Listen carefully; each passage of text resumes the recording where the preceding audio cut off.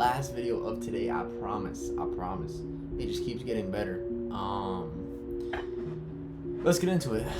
So remember this morning I missed this short move to the downside, and I have a challenge. So I'm looking basically to take some kind of trade.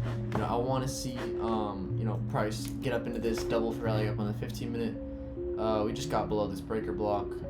That's why I was targeting these short-term highs and not this fair value gap. However, that was kind of the reasoning. This fair value gap, getting these relative equal highs, you'll see when I go to a lower time frame in a second. So let's just go to the 1 minute time frame, and I'm looking at here around 1 o'clock, 150 macro. No, sorry, 1250, and then 1 o'clock hits. The 150 macro. I'm looking for longs, but I'm like, is it really worth it? We just swept this major sell side. I don't see price going lower.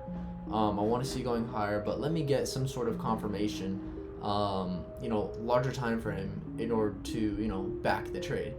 And this kind of ties into this, like, if I'm going to take a short, for example, I'm going to wait for the macro, and that was a great example. Like, we consolidate.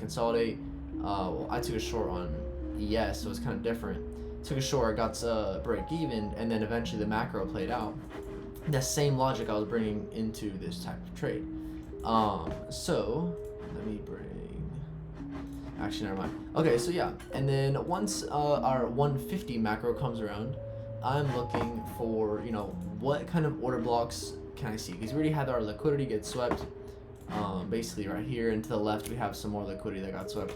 I'm not too worried about that though. We sweep this liquidity. We actually get change in the state right here, retracing this inverse, go higher. That's besides the point. So we get this bear stream to the downside, and immediately I'm looking for order blocks on the 2 minute time frame on something a little more juicy. I look for an order block. I find it. I see it's there. There was no order block on another time frame except the 3 minute time frame right here. So the 2 minute was the most fresh. The 1 minute had a favorite order block way back there, but it was kind of like eh. So what am I expecting to see after an order block? A propulsion block, because we break above, return back in. So this entire up move becomes my propulsion block. This down move right here into this order block becomes my propulsion.